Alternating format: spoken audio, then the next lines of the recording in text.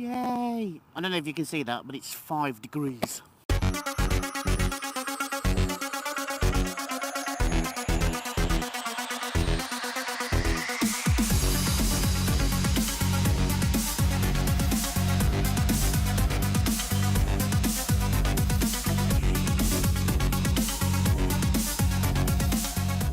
And my hands are frozen. I've got heated hand grips on and winter gloves, but my hands are frozen. The rest of me is fine because I've layered up today. Anyway, 2016 Motorcycle Live Show. It's basically the back end of all the shows. Oh, I wasn't in gear then. Fail. The theme throughout the whole of the show, especially for the new bikes in 2017, are Scramblers, Adventure bikes and retro. One, obviously the biggest influence on the motorcycling within the European market is going to be the new legislations like Euro 4 for emissions, ABS brakes, dual combined brakes. They are going to have a massive impact on the biking in the respect of that we're going to lose certain models, but we are going to see some new models coming out. Some models we're going to lose, like the Triumph Bonneville, which is a shame. It's a really nice bike and it's a very iconic British bike as well. But Triumph have brought out the Bobber, which is it's a more of an American style calf racer bike. That was another thing that I noticed. A lot of kind of retro calf racery type bikes. Yamaha had one. I think there's this backyard build kind of theme. Suzuki was there. Didn't see much in the way of new bikes on Suzuki, although they did actually have some mechanics there actually building a Katana, which was quite interesting to see, and they'd got quite a distance when I'd got there. Actually, they'd almost completed it. It was quite nice to see a Katana built out of original parts as well. A lot of the companies that I did go around to see obviously had their usual style of bikes, their mainstream flagships. BMW was there. They were also showing the fact that how balanced their bike was. It was quite interesting. And for the first time ever, there was more than one opportunity to test ride bikes, although I didn't get a chance to test ride any myself personally. They had the opportunity to test ride the SV650. They also had an indoor adventure arena, which meant that you could, if you wanted to, go and test out the Ducati, the Aprilia, the Tiger, the Honda, and the BMW adventure bikes in a kind of adventure setting, which was really interesting to see. It's obviously different, as well as all the other usual show of events that were on interviews.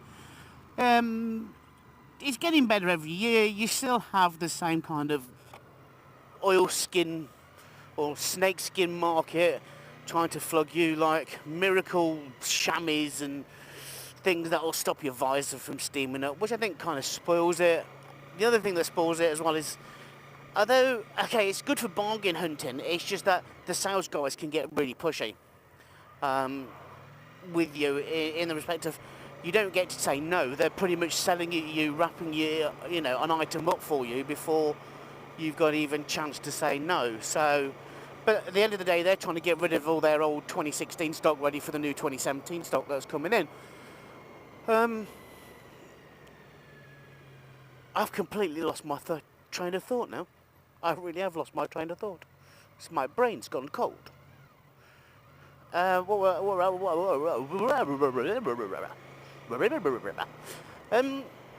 yeah, the only disappointment I've got to say of the day was Honda with their X Adventure.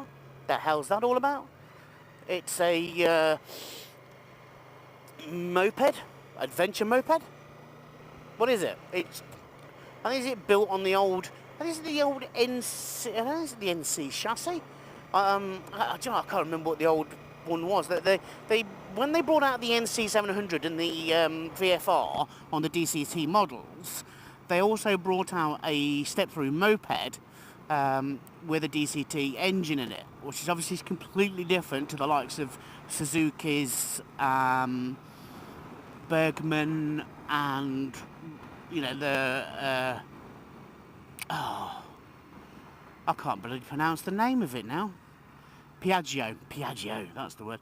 The Piaggio, where it's actually got a full working gearbox that you can either have an automatic or a semi-automatic mode. Oh, hello.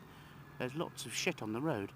Yeah, I don't know what that was all about. That was just weird. It's a very weird looking bike. Although it did seem to get a lot of interest, I also thought it was a very ugly looking bike as well, actually. Very ugly. It's like, I don't know. It's a weird bike. It is a really weird bike. I've got lots of pictures which I'll stick up on my Instagram account of the day. It was a very good day. I walked a hell of a long miles. My feet were killing me by the end of it. There were some manufacturers I'd never heard of before. So I've been speaking to them. One of them's actually based here in Huntingdon, where I currently am now, going to work. So we should be going down to see those. There's a company that's based in Rushden, Northamptonshire, that I didn't know about. So I'm going to go and pay them a visit, as well as that. I'm going to go and pay a visit to Norton, and we're going to go for a test ride on a zero electric bike next year as well, which should be interesting. So I have to keep an eye out for that. All in all, it was a very good day, well worth the money. Although I'd like to actually go, I think next year I'm going to try and go midweek, so that I can, so it's a bit more quieter, because Sunday was very busy. It's very busy. Lots of bargains though. Definitely recommend, if you want a bargain, to go on the Sunday. Lots of people walking out there with really good bargains. Helmet manufacturer wise, quite disappointed. Okay, Ari was there, Sherry was there. They had the usual kind of stalls, Helmet City, Infinity. Very disappointed with Oxford Products and HJC, because the Marvel comic helmets wasn't there, so that was really disappointing. It would have been nice to have actually seen them. They had an Iron Man helmet there, and that was it. Just an Iron Man helmet, and that was just for display purposes only, which was a shame. They missed out big time on that one. Met a new helmet manufacturer that I've never heard of before, called LS2. They do GP helmets as well. So I did like their LS2 Arrow. The only thing is it doesn't have dual visor technology, but it had an absolute, it's got an amazing locking facility to lock the visor down, so you can actually reduce any wind noise coming in from the visor, which is quite good. Anyway guys, I hope you enjoy this blog. I hope you understand this blog. A bit garbled. Blah, blah, blah. Don't forget to like and subscribe, stalk me on Facebook, follow me on Instagram, and tweet me at Nige-Rider, and I will catch you guys on Thursday.